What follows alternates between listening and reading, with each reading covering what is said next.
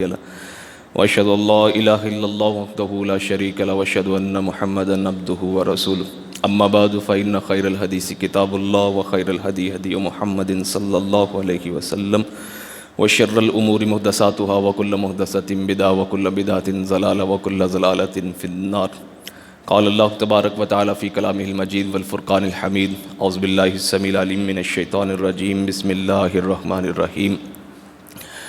انما يريد الله ليذهب عنكم الرجس اهل البيت ويطهركم تطهيرا. رب اشرح لي صدري ويسر لي امري واحلل عقدة من لساني يفقهوا قولي. رب زدنی علما رب زدنی علما رب زدنی فہما.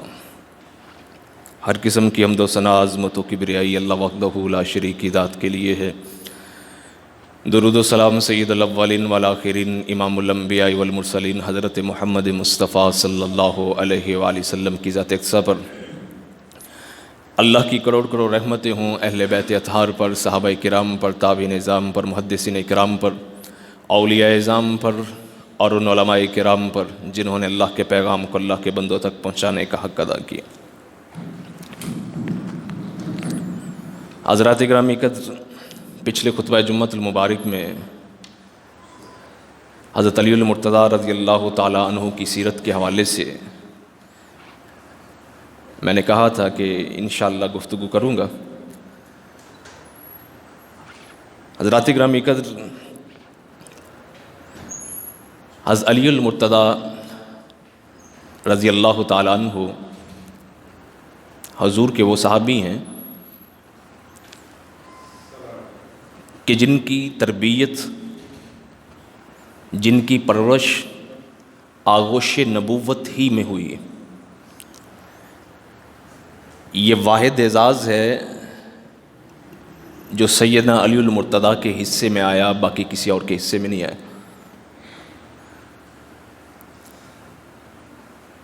آپ کے چچا ابو طالب کے یہ بیٹے ہیں، حضور کے یہ چچا زاد بھائی ہیں.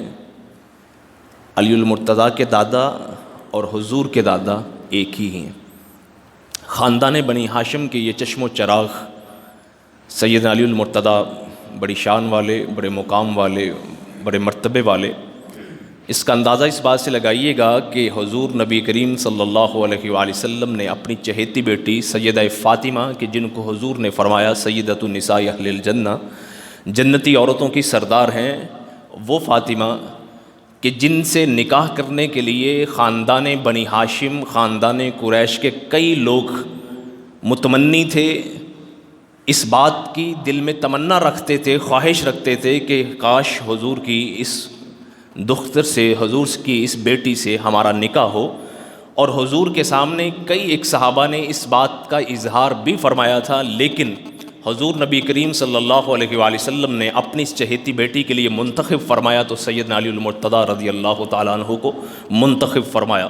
جب سیدہ فاطمہ کا نکاح حضرت علی المرتضیٰ سے حضور نبی کریم صلی اللہ علیہ وآلہ وسلم نے کیا تو اس وقت حضرت فاطمہ کو فرمایا کہ میرے نزدیک اگر علی سے زیادہ کوئی معزز ہوتا، اگر علی سے زیادہ کوئی محبوب ہوتا تو میں اس سے تمہارا نکاح کرتا.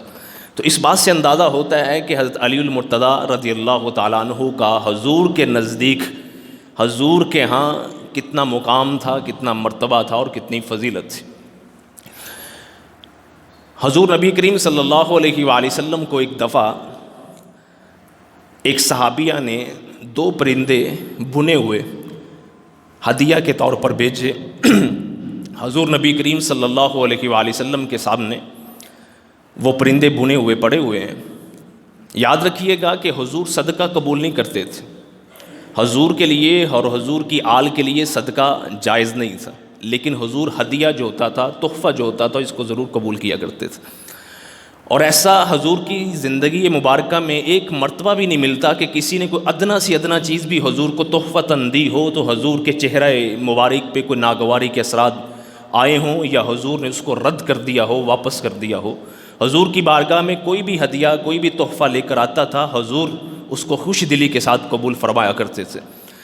تو حضور کی بارگاہ میں ایک صحابیہ نے 2 پرندے بنے ہوئے پیش کیے، حضور کے سامنے پڑے ہوئے ہیں، اور حضور اللہ سے دعا کرتے ہیں کہ اللہ جو تیرے نزدیک سب سے محبوب ہے اس کو بھیج تاکہ وہ میرے ساتھ کھانے میں شریک ہو جائے. اتنی دعا کرنی تھی کہ سیدنا علی المرتضیٰ رضی اللہ تعالیٰ عنہ تشریف فرماتے ہوئے اور حضور کے ساتھ بیٹھ کر وہ بھنے ہوئے پرندے جو ہیں وہ تناول فرماتے ہیں۔ یہ علی المرتضیٰ رضی اللہ تعالیٰ عنہ کا مقام اور مرتبہ تھا۔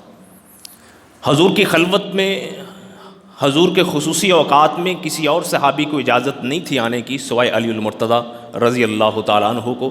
جب دل کرتا تھا علی المرتضیٰ رضی اللہ تعالیٰ عنہ حضور کے در پر تشریف لے آتے تھے، کھانستے تھے، اگر حضور آگے سے جواب دے دیتے تو علی المرتضیٰ پیچھے چلے جاتے، نہیں تو حضور کے پاس تشریف لے آتے۔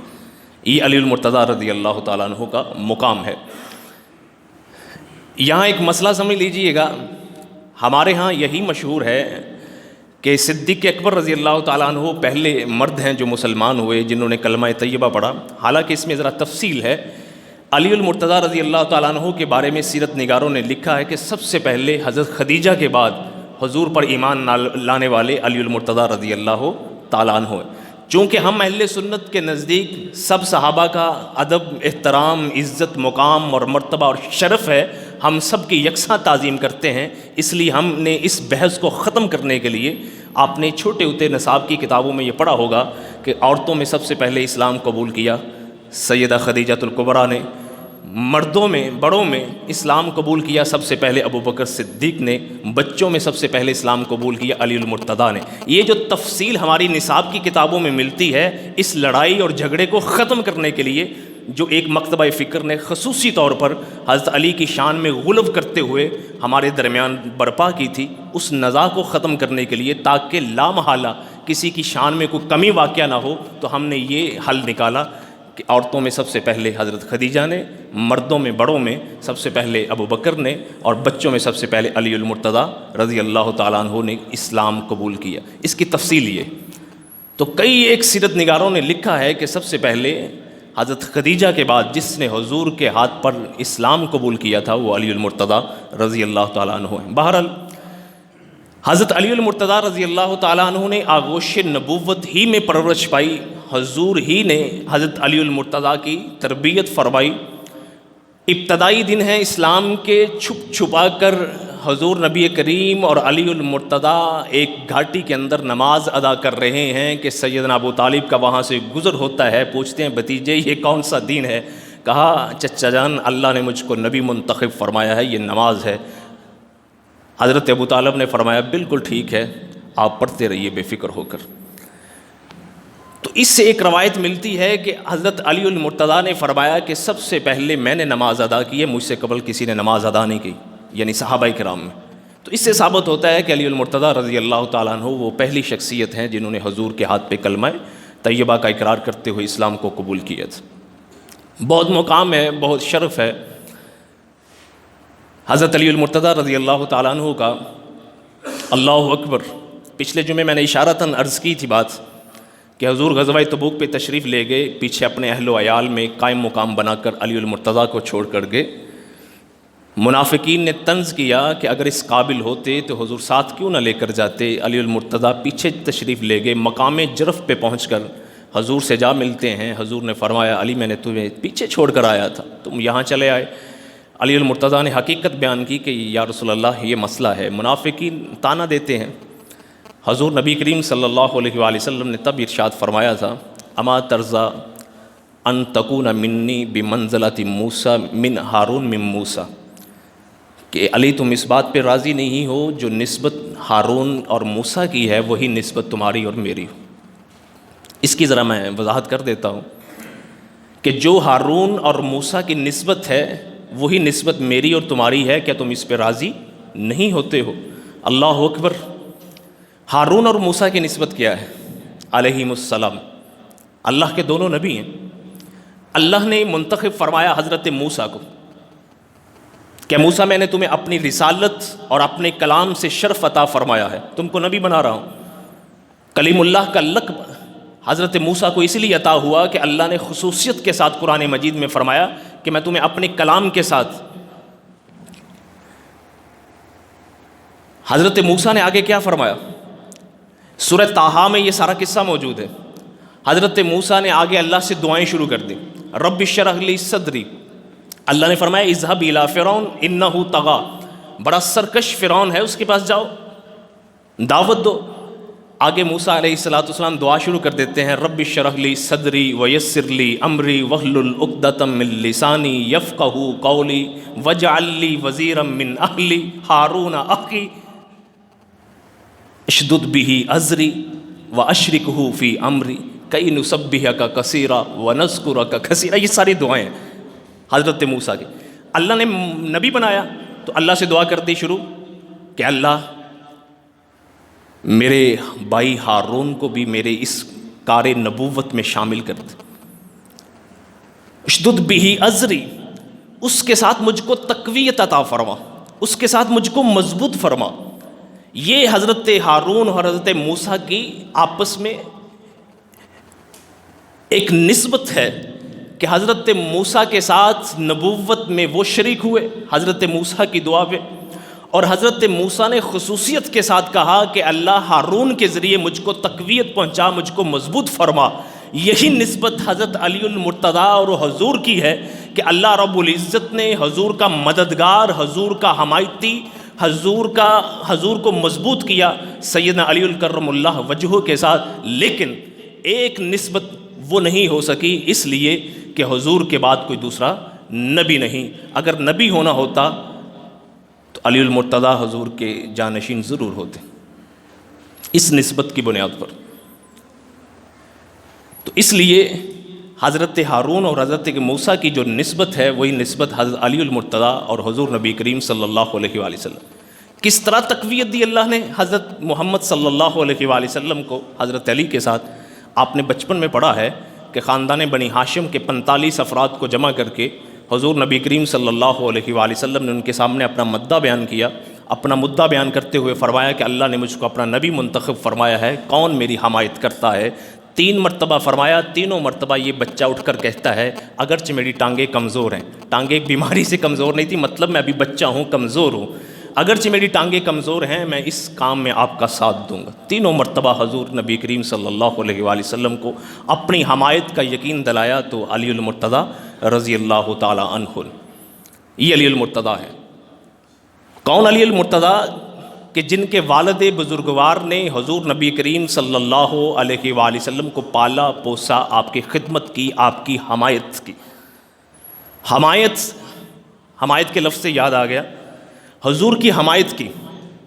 ہمارے ہاں حمایت کا مطلب سمجھا جاتا ہے طرفداری کو، جانبداری کو ہماری اردو میں، لیکن عربی زبان کے اندر حمایت کا مطلب کیا ہوتا ہے کہ بچاؤ کرنا، کسی کا بچاؤ کرنا، کسی کے سامنے سینہ سپر ہو جانا، آنے والے تیر تلوار، آنے والی باتوں گالم گلوچ سب و شتم کو روکنا، اس کو حمایت بولتے ہیں، بچاؤ کرنا کسی کا۔ تو حضرت علی المرتضیٰ کے والد بزرگوار سیدنا ابو طالب نے جس طرح حضور نبی کریم صلی اللہ علیہ وآلہ وسلم کی حمایت کی ہے وہ کسی سے ڈکی اور چھپی نہیں ہے۔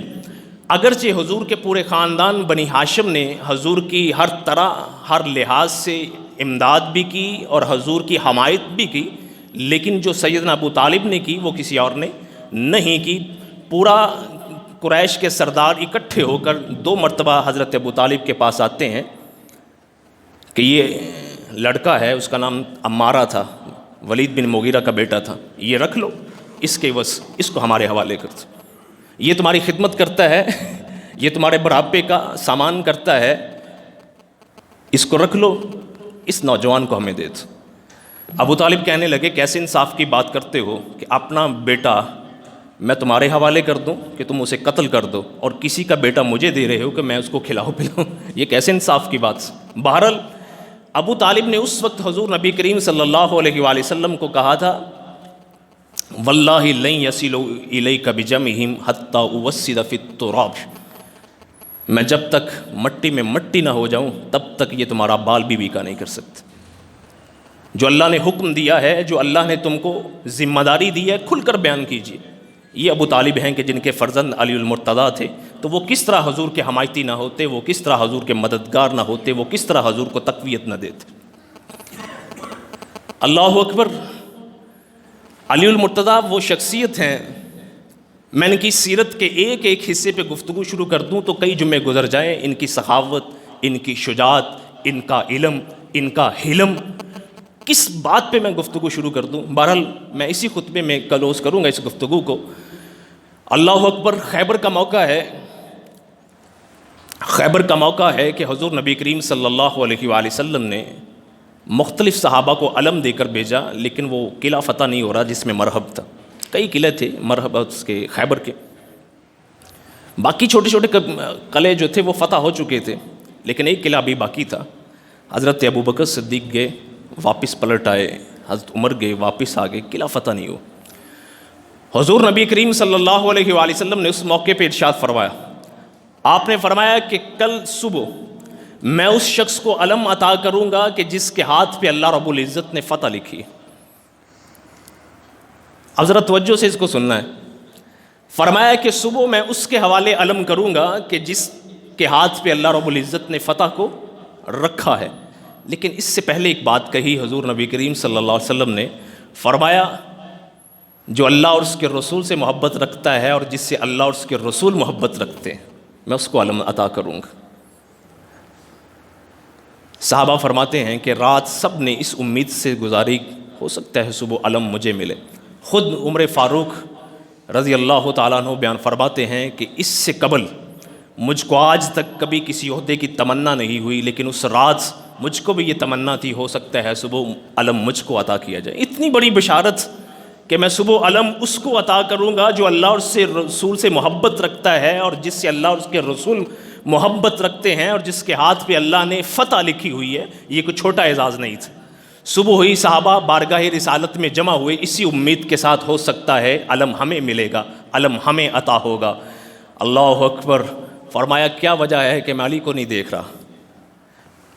لوگوں نے کہا کہ علی خیمے میں موجود ہیں، ان کی آنکھیں دکھ رہی ہیں ان کی آنکھیں دکھ رہی ہیں۔ اس بات کے دو مطلب ہیں، لیکن میں ابھی نہیں چھیڑتا اس بات کو۔ بہرحال اس امید کے علی کو نہ ہی بلائیں، علی کو نہ ہی بلائیں، آنکھیں دکھ رہی ہیں۔ حضور نے فرمایا بلاؤ۔ علی المرتضیٰ کو بارگاہ رسالت میں لایا گیا۔ فرمایا علی حاضر کیوں نہیں ہوئے؟ یا رسول اللہ آنکھیں دکھ رہی ہیں، آنکھوں میں تکلیف ہے۔ حضور نبی کریم صلی اللہ علیہ وآلہ وسلم نے اپنا لعاب دہن نکالا، علی المرتضیٰ کی آنکھوں پہ لگایا، اور حضرت علی المرتضیٰ فرماتے ہیں کہ میری آنکھیں ایسی ہو گئی کوئی درد رہا ہی نہیں۔ یہ حضور کے لعاب دہن کی برکت۔ فرمایا ایسے آنکھیں ہو گئی کہ کبھی درد رہا ہی نہیں۔ اور اس موقع پہ حضور نبی کریم صلی اللہ علیہ وسلم نے حضرت علی المرتضیٰ کو ایک دعا دی تھی، وہ آپ نے سنی نہیں ہوگی، ابھی سنا دیتا ہوں۔ دعا کیا دی حضرت علی المرتضیٰ کو؟ دعا میں بعد میں بتاتا ہوں، پہلے یہ بات سن لیجئے گا کہ حضرت علی المرتضیٰ نے اس کے بعد زندگی بھر گرمی ہو یا سردی ہو، یہ کبھی سوچا سمجھا نہیں کہ یہ گرمیوں کے کپڑے ہیں یا سردیوں کے۔ گرمی ہے تو سردیوں کے بھی کپڑے پہن لیے، سردی ہے تو گرمیوں کے بھی کپڑے پہن لیے۔ عبد الرحمن ابن ابی یعلا ایک دفعہ ہمت کر کے پوچھتا ہے امیر المومنین کیا وجہ ہے؟ لوگ گرمیوں میں آتے ہیں تو گرمیوں کے کپڑے پہنتے ہیں، سردیاں آتی ہیں تو سردیوں کے کپڑے پہنتے ہیں، وجہ کیا ہے؟ آپ نے کبھی یہ تفریق نہیں کی؟ علی المرتضیٰ رضی اللہ تعالیٰ عنہ نے تب فرمایا کہ حضور نے مجھ کو دعا دی تھی کہ اللہ علی المرتضیٰ کو نہ اور گرمی اور نہ سردی یہ دونوں نہ لگے۔ فرمایا وہ دعا ہے کہ جس کی نسبت سے آج میں اگر گرمیوں میں سردیوں کے کپڑے پہنوں تو مجھے گرمی نہیں لگتی، اگر سردیوں میں گرمیوں کے بھی کپڑے پہن لوں تو مجھے سردی نہیں لگتی۔ یہ اس وقت دعا دی تھی۔ فرمایا یہ اس دعا کا نتیجہ ہے۔ بہرحال حضور نے اپنا لعاب دہن علی المرتضیٰ کی آنکھوں میں لگایا، درد جاتا رہا۔ فرمایا علی یہ جھنڈا لے لو۔ جھنڈا ملنا تھا۔ علی المرتضیٰ جنگجو آدمی تھے، شجاعت ماشاءاللہ کیا کہنے۔ اللہ اکبر۔ جھنڈا ملتے ہی حضور کے سامنے سینہ تان کر کہا اللہ کی قسم میں تب تک ان سے جہاد کروں گا، تب تک ان سے قتال کروں گا حتیٰ یکونوا مثلنا، جب تک یہ ہم جیسے نہیں ہو جاتے، یعنی جب تک یہ کلمہ نہیں پڑھتے تب تک ان کے ساتھ لڑتا رہوں گا۔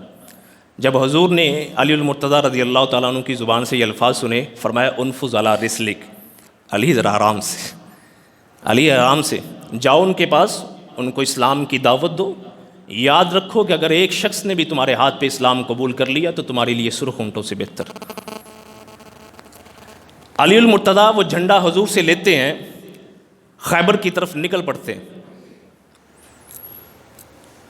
ایک ایک لفظ میں علی المرتضیٰ کی شان بیان کر رہا ہوں، ایک ایک لفظ میں توجہ رکھو، ایک ایک لفظ میں علی المرتضیٰ کی شان نمایاں ہوتی ہے۔ جھنڈا لے کر نکلتے ہیں، قلعے کی دیوار کے پاس پہنچتے ہیں، یہودی ان کا کوئی عالم تھا، وہ نیچے جھانک کر کہتا ہے کون ہے؟ آگے سے جواب دیا علی ابن ابی طالب، ابو طالب کا فرزند علی ہوں۔ یہ الفاظ سننے تھے، اس یہودی نے پکار کر کہا تھا قد علوتم وما انزل علی موسیٰ، تم سر بلند ہو گئے اور جو موسیٰ پہ نازل ہوا تھا وہ بھی سر بلند ہو گیا۔ جب علی المرتضیٰ کا نام سننا تھا تو اس یہودی نے کہا علی، علی بلندی سے ہے نا، علوف سے ہے علی، تو جب حضرت علی المرتضیٰ کا نام سنا کہا قد علوتم، تم سر بلند ہو گئے، تم بلند ہو گئے۔ بہرحال مرحب باہر نکلتا ہے، ہماری تاریخ میں مرحب کا نام بڑا مشہور ہے، ہمارا بچہ بچہ جانتا ہے مرحب کو۔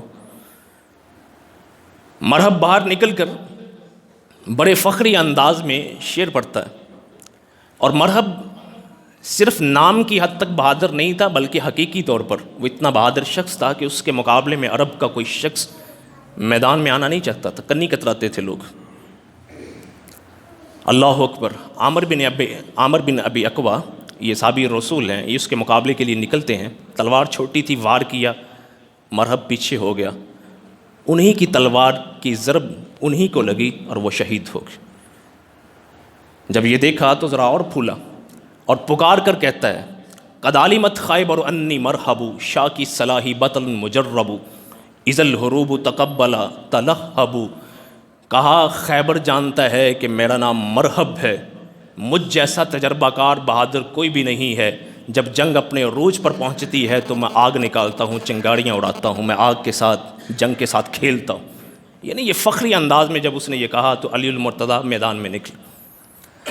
علی المرتضیٰ رضی اللہ تعالیٰ عنہ نے جا کر جو الفاظ بولے تھے، بچہ بچہ جانتا ہے ہمارا، کہا سمتنی امی حیدرہ، میں وہ ہوں کہ جس کی ماں نے جس کا نام حیدر رکھا ہے، میں وہ ہوں کہ جس کی ماں نے اس کا نام حیدر رکھا۔ جب پیدا ہوئے علی المرتضیٰ رضی اللہ تعالیٰ عنہ، ان کی ماں سے یاد آ گیا، ابو طالب گھر نہیں تھے، ابو طالب گھر نہیں تھے، پیدا ہوا بچہ تو ماں نے جلدی جلدی میں نام رکھا اسد۔ ماں نے نام کیا رکھا؟ اسد۔ اسد کا مطلب کیا ہوتا ہے؟ شیر۔ اللہ اکبر۔ یہ میں بعد میں بتاتا ہوں کہ آپ کی ماں نے آپ کا نام اسد کیوں رکھا تھا۔ ابو طالب گھر تشریف لائے، فرمایا بچے کا نام میں نے اسد رکھ دیا ہے۔ کہا کوئی اچھا نام نہیں ہے، علی نام رکھتا ہوں۔ تو ماں نے نام اسد رکھا، باپ نے نام علی رکھا۔ ماں نے نام اسد کیوں رکھا تھا؟ اس لیے کہ ہاشم کے ایک صاحبزادے جن کا نام اسد تھا، اور ان کی آگے یہ صاحبزادی تھی فاطمہ جو علی المرتضیٰ کی والدہ ہے۔ خاندان قریش میں ہاشم کے صاحبزادے جس کا نام اسد تھا، بڑا مقام تھا، بڑا روب تھا، بڑا دبدبا تھا، اس لیے علی کے نانے کے نام پہ آپ کی والدہ نے نام اسد رکھا تھا۔ حضور کے نانا کا نام حضرت علی کے نانا کا نام اسد ہے، آپ کی والدہ فاطمہ بنت اسد بن ہاشم ہے، تو اپنے والد کے نام پر گویا علی کے نانا کے نام پر ان کا نام اسد رکھا، لیکن ابو طالب نے پسند نہیں کیا، اس لیے نام علی رکھا اور یہی آگے چلا نام۔ لیکن اس موقع پہ علی المرتضیٰ فخر کے انداز میں برملا کہتے ہیں کہ میں وہ شخص ہوں کہ جس کی ماں نے اس کا نام حیدر رکھا ہے۔ اسد نہیں بولا، اسد نہیں بولا، حیدر رکھا۔ حیدر کا مطلب بھی شیر ہوتا ہے، اسد کا مطلب بھی شیر ہوتا ہے، لیکن دونوں شیروں میں فرق ہے، دونوں شیروں میں فرق ہے۔ اسد عام شیر کو کہتے ہیں، لیکن حیدر اس شیر کو کہتے ہیں کہ جنگل کے اندر جس کی ہیبت چھائی ہو، جس کے مقابلے میں کوئی ٹک نہ سکتا ہو، غضبناک۔ جب شیر اپنی غضبناکی کے میں آتا ہے، جب وہ غضبناک حالت میں ہوتا ہے تو اس کو حیدر بولتے ہیں عربی زبان۔ فرمایا میں وہ غضبناک شیر ہوں کہ جس کی ماں نے اس کا نام ہی حیدر رکھا ہے۔ اللہ اکبر۔ سیرت نگار لکھتے ہیں کہ مرحب مقابلے میں آتا ہے۔ مرحب کے نام سے یاد آیا، مرحب کا مطلب تھا کشادہ، چوڑا چکلا۔ وہ اتنے جسے کا مالک تھا کہ اس کو لوگ مرحب کہا کرتے تھے. تو جب وہ سامنے آتا ہے علی المرتضیٰ ایک ہی وار کے اندر اس کے 2 ٹکڑے کر کے اس کو پھینک دیتے ہیں اور وہ کلا فتح ہو جاتا ہے. سیرت نگاروں نے لکھا ہے کہ وہ خیبر کا جو دروازہ تھا علی المرتضیٰ رضی اللہ تعالیٰ عنہ اکیلے نے اس کو اکھاڑ پھینکا تھا. بعد میں 40 ایک روایت میں آتا ہے 80 لوگوں نے اس دروازے کو اٹھانا چاہا, اٹھا نہیں سکے. یہ علی المرتضیٰ ہے, یہ حضور کے حمایتی ہیں. یہ حضور کے ساتھ علی المرتضیٰ کی نسبت ہے جو ہارون اور موسیٰ کی نسبت. بات یہیں سے میں نے شروع کی نا کہ حضرت موسیٰ نے دعا کی کہ اللہ ہارون کے ذریعے مجھ کو تقویت پہنچا, حضور ہارون کے ذریعے مجھ کو تقویت پہنچا. تو حضور نے علی المرتضیٰ سے یہی فرمایا کہ جو ہارون اور موسیٰ کی نسبت تھی وہی میری اور تمہاری نسبت ہے. اللہ اکبر. اتنی محبت علی المرتضیٰ سے, اتنی محبت. ام عطیہ بیان فرماتی ہیں, صحابیہ ہیں, کہ حضور نبی کریم صلی اللہ علیہ وآلہ وسلم نے لشکر بھیجا, علی المرتضیٰ بھی اس لشکر میں شامل تھے. کئی دن گزر گئے, کئی دن بیت گئے, لشکر واپس نہیں آیا. حضور اپنے خیمے سے باہر نکلتے ہیں, گھر سے باہر آتے ہیں, گھر جاتے ہیں, باہر آتے ہیں, گھر جاتے ہیں. اسی شش و پنج میں ہے کہ کتنی لجاجت کے ساتھ, کتنی شدت کے ساتھ کسی کا انتظار کر رہے ہیں. انتظار کرتے کرتے حضور نے اللہ سے دعا کی, اللہم لا تمتنی حتی ترینی علی, اللہ اس وقت تک مجھے موت نہ دینا جب تک مجھے علی کا چہرہ نہ دکھا دے. یہ علی المرتضیٰ رضی اللہ تعالیٰ عنہ.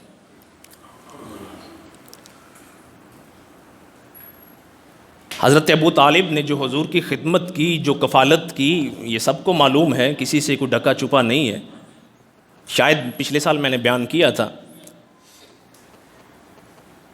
کہ یتیم بھتیجا اگر چچا کے ہاں پل رہا ہو تو چچا تو محبت کے ساتھ اس کو ضرور پالتا ہے, خون ہوتا ہے اپنا, لیکن اکثر دیکھا گیا ہے کہ چچیاں ذرا ڈانٹ ڈپٹ کرتی ہیں, ان کو کوئی پرواہ نہیں ہوتی, کوئی پرواہ نہیں ہوتی.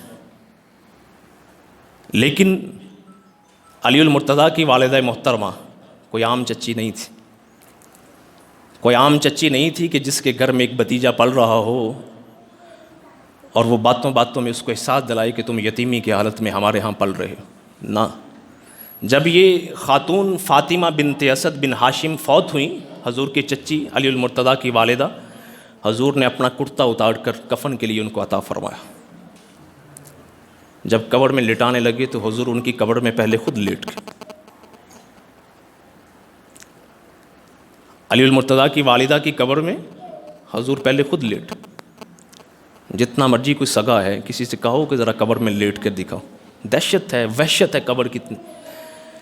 پوچھنے والوں نے پوچھا یا رسول اللہ یہ کام پہلی دفعہ آپ نے کیا ہے, اپنا حلہ اتار کر, اپنا جبہ اتار کر, اپنا لباس اتار کر کفن کے لیے دیا اور قبر میں آپ خود لیٹ گئے, ماجرا کیا ہے؟ حضور نے فرمایا کہ میں نے اپنا کرتا اس لیے عطا کیا ہے کہ اللہ اس کے بدلے میں جنت کا لباس عطا فرمائے گا, اور قبر میں اس لیے لیٹا ہوں تاکہ قبر کے اندر میری چچی کو کوئی وحشت نہ ہو, کوئی ڈر اور خوف نہ ہو.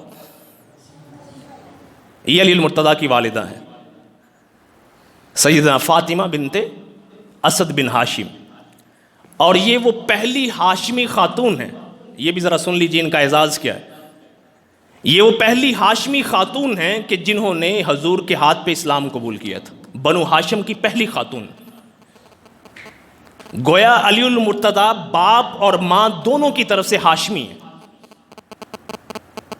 ماں اور باپ دونوں کی طرف سے علی المرتضیٰ ہاشمی ہیں, اور بنو ہاشم کی یہ پہلی خاتون ہیں حضور کی چچی علی المرتضیٰ کی والدہ جنہوں نے حضور کے ہاتھوں پہ اسلام قبول کیا تھا. اور خود پھر حضور نبی کریم صلی اللہ علیہ وآلہ وسلم نے اس بات کا اظہار فرمایا تھا. گھر سے باہر حضور کی حمایت کرنے والا, حضور کا ساتھ دینے والا ابو طالب تھے, اور گھر کے اندر حضور کی نگہداشت کرنے والی, حضور کو پالنے اور پوسنے والی, حضور سے پیار کرنے والی علی المرتضیٰ کی والدہ سیدہ فاطمہ تھی. تو اس لیے حضور نے فرمایا کہ ابو طالب کے بعد سب سے بڑھ کر جس کے مجھ پر احسانات ہیں, جس نے مجھ کو پالا پوسا, میرے ساتھ حسن سلوک کیا, وہ سیدہ فاطمہ ہے, حضور کی چچی. اس خاندان کے چشم و چراغ ہیں علی المرتضیٰ رضی اللہ تعالیٰ عنہ. غدیر خم میں لوگوں نے طرح طرح کی باتیں کی حضرت علی المرتضیٰ کے بارے میں, کیونکہ ان کو حاکم یمن بنا کر حضور نے روانہ فرمایا تھا. جب وہاں یمن سے یہ واپس آئے, کھڑے ہونے والے کھڑے ہو گئے حضور کی بارگاہ میں شکایت لگانے کے لیے. ایک کھڑا ہوا علی یہ کرتے ہیں, دوسرا کھڑا ہوا علی یہ کرتے ہیں, تیسرا کھڑا ہوا علی یہ کرتے ہیں. جب چوتھے نے کہا تو حضور نبی کریم صلی اللہ علیہ وآلہ وسلم غصے میں آ گئے. حضور نے فرمایا کیا تم علی کے بارے میں باتیں کرتے ہو؟ یاد رکھو ان علی منی و انا من علی, علی مجھ سے ہے میں علی سے ہوں.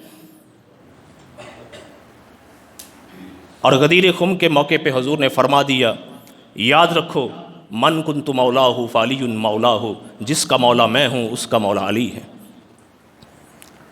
آج یہ اس مکتبہ فکر کی مخالفت میں مولا علی کہتے ہوئے ہم جھجکتے ہیں. پتہ نہیں کیوں جھجکٹاہٹ ہے. وہ جو مطلب لیتے ہیں لیتے جائیں, لیکن ہمیں تو حضور نبی کریم صلی اللہ علیہ وآلہ وسلم کی زبان کا پاس رکھتے ہوئے حضرت علی المرتضیٰ کو مولا کہنے میں کوئی حرج نہیں ہونا چاہیے. فرمایا جس کا مولا میں ہوں. اور یاد رکھیے کہ مولا کے جتنے معنی میں نے پڑھے ہیں تقریباً 13-14 معنی ہیں مولا کے, لیکن یہاں مولا کا مطلب دوست, مددگار, حمایتی. تو فرمایا جس کا دوست میں ہوں, جس کا حمایتی میں ہوں, جس کا مددگار میں ہوں, علی بھی اس کا دوست ہے, اس کا مددگار ہے, اس کا حمایتی. یہ نہیں ہو سکتا کہ کوئی شخص حضور سے محبت کا دعویٰ کرے, حضور سے پیار جتلائے, حضور سے اپنی عقیدت کا اظہار کرے اور علی کے بارے میں اپنے نفس میں, اپنے دل کے اندر بغض اور کینہ اور حسد رکھے. حضور نبی کریم صلی اللہ علیہ وسلم نے بشارت دے دی تھی. فرمایا علی لا یحبک الا مؤمن ولا یبغضک الا منافق. مومن جو ہوگا وہ تجھ سے محبت رکھے گا اور منافق جو ہوگا وہ تم سے بغض رکھے گا. اس دن سے, جس دن سے نبی کریم صلی اللہ علیہ وسلم نے یہ بات ارشاد فرما دی تھی, صحابہ فرماتے ہیں کہ ہم نے منافق کو پہچاننا ہوتا تھا تو بغض علی سے پہچان لیا کرتے تھے. جس کے دل میں علی کی بغض ہو, علی کے خلاف نفرت ہو, ہم پہچان جاتے تھے یہ منافق ہے. اور جو مومن ہوتا تھا وہ علی مرتضیٰ رضی اللہ تعالیٰ عنہ کا دل سے احترام کرتا تھا. یہ کسوٹی ہے, یہ معیار ہے. انہی کے فرزند ارجمند ہیں سیدنا حسن حسین کے, جن کے بارے میں نبی پاک نے فرمایا اللہ میں ان سے محبت رکھتا ہوں, جو ان سے محبت کرتے ہیں ان سے تو محبت رکھ. پچھلے جمعے میں نے یہ چیز اشارتاً عرض کی تھی یزید کے بارے میں. یقین جانیے اللہ اکبر, حضرت حسن و حسین علی المرتضیٰ سید فاطمہ کی محبت یہ ایمان کا حصہ ہے.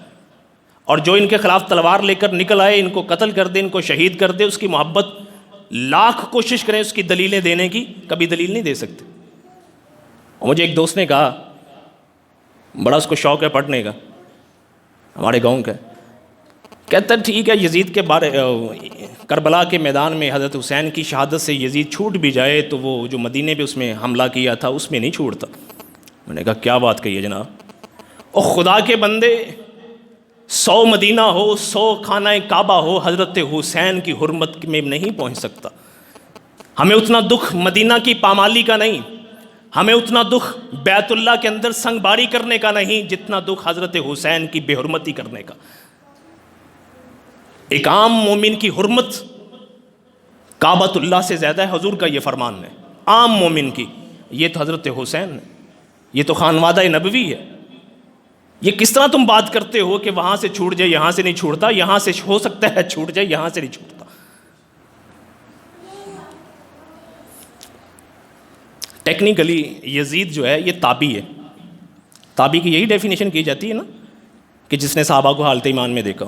ٹیکنیکلی تابی ہونے کے باوجود جاؤ پوری ذخیرہ حدیث میں ایک روایت یزید سے ثابت کر دو, کوئی روایت نہیں. شمع صاحب کیوں؟ ذرا پوچھئے گا کیوں روایت یزید سے نہیں؟ اس لیے ہمارے محدثین نے لکھا ہے کہ یزید سے روایت نہیں لی جائے گی. کس لیے؟ جس راوی سے محدثین روایت نہیں لیتے اس کا جرم بتاتے ہیں, اس کے اندر نقص کیا ہے یہ بتاتے ہیں. کیا ہے؟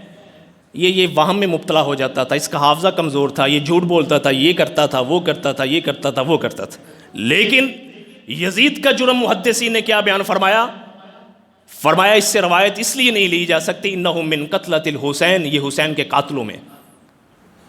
یہ ہمارے محدثین نے کہا. جرح و تعدیل کی کتابیں بڑی بڑی ہیں اس بات سے. محدثین نے ایک روایت بھی یزید سے بیان نہیں کی, اس لیے کہ اس کا جرم یہ ہے قاتلین حسین میں شامل. اللہ اکبر. اور یاد رکھیے گا، میں بات کو مختصر کرتا ہوں، حضرت علی کی فضائل پہ جتنی مرضی بات کرتے جائیں. انا دار الحکمہ، انا دار العلم، انا مدینۃ العلم، یہ 3 طرح کے الفاظ ہیں حضور نبی کریم صلی اللہ علیہ وسلم کے. وعلی بابوہا، فرمایا کہ میں حکمت کا گھر ہوں، میں مدینۃ العلم ہوں، علم کا شہر ہوں، علی اس کا دروازہ. یہ صحیح روایت، صحیح روایت. فرمایا میں حکمت کا، علم کا گھر ہوں، شہر ہوں، علی اس کا دروازہ ہے. شہر میں اس کے دروازے کے بغیر داخل نہیں ہوا جا سکتا. علی المرتضیٰ کی کیا شان. خود عمر فاروق رضی اللہ تعالیٰ عنہ کہ جن کے بارے میں سیرت لکھتے ہوئے تھکتی نہیں ہے، تاریخ لکھتے ہوئے تھکتی نہیں ہے، ان کی سیرت میں، ان کی شان میں بڑی بڑی فتوحات، بڑی بڑی چیزیں. خود عمر فاروق فرماتے ہیں لولا علی لہلک عمر، اگر علی نہ ہوتے تو عمر ہلاک ہو جاتا. ہر کام میں مشورہ حضرت عمر فاروق علی المرتضیٰ سے فرمایا کرتے تھے، ہر کام سے. تو خود فرمایا کہ اگر علی نہ ہوتے تو عمر ہلاک ہو چکے ہوتے. یہ علی المرتضیٰ ہے. اتنی شان، اتنا مقام، اتنا مرتبہ کہ آگے جو اللہ نے بچے عطا فرمائے وہ جنتی نوجوانوں کے سردار بچے. جو اللہ نے زوجہ عطا فرمائی وہ جنتی عورتوں کی سردار. جو اللہ نے ان کو والدہ عطا فرمائی، حضور ان کی قبر میں لیٹ رہے ہیں کہ قبر میں ان کو کوئی ڈر نہ لگے، کوئی وحشت نہ لگے. یہ علی المرتضیٰ رضی اللہ تعالیٰ عنہ. اور آخری بات میں ختم کرتا ہوں، باتیں بڑی لمبی. علی المرتضیٰ رضی اللہ تعالیٰ عنہ نے امت کو قرآن سمجھایا ہے. حضور کے بعد جو قرآن شناسی، جو قرآن کا علم علی المرتضیٰ نے امت کو دیا ہے، کیا بات ہے. ان کے مقابلے میں جو خارجی نکلے تھے، جنہوں نے کہا تھا کہ علی نعوذ باللہ نعوذ باللہ نعوذ باللہ کافر ہو گیا ہے، دوبارہ کلمہ پڑھے تو ہم اس کے ہاتھ پہ بیعت کرتے ہیں، یہ خارجی تھے. جب بندہ دینداری میں بھی زیادہ چلا جائے نا، وہ ہر ایک کو کافر سمجھنے لگ جاتا ہے. اور یہ سٹیج بہت خطرناک ہے، بہت خطرناک ہے. یہی خارجی تھے جنہوں نے کہا کہ علی اور معاویہ دونوں کلمہ پڑھیں، ہم ان کے ہاتھ پہ بیعت کرتے ہیں، ان کو مسلمان تسلیم کرتے ہیں.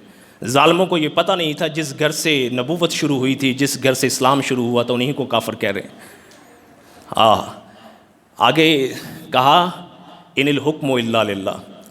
قرآن میں اللہ نے فرمایا ہے کہ حاکم، فیصلہ کن ذات صرف اللہ کی ہے، تو یہ علی کون ہوتا ہے بندوں پہ ثالثی ڈالنے والا. لہٰذا علی کافر ہو گیا ہے خدا کے حکم کا انکار کر کے. کلمہ پڑھو، ہم تمہارے ہاتھ پہ بیعت کرتے ہیں. یقین جانیے جب میں نے یہ ساری چیزیں پڑھی ہیں تو میں علی المرتضیٰ رضی اللہ تعالیٰ عنہ کے تدبر، ان کی فہم کا اور زیادہ گرویدہ ہوا. کس لیے؟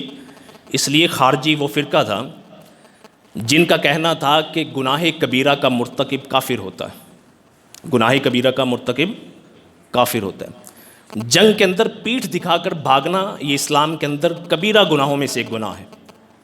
چونکہ ان کا عقیدہ تھا کہ کبیرہ گناہ کا مرتکب دار اسلام سے نکل جاتا ہے، یہ جنگ میں سارے کے سارے مر جاتے تھے، جنگ کے میدان چھوڑ کر بھاگتے نہیں تھے. علی المرتضیٰ کی زندگی ان کو ختم کرنے میں گزری.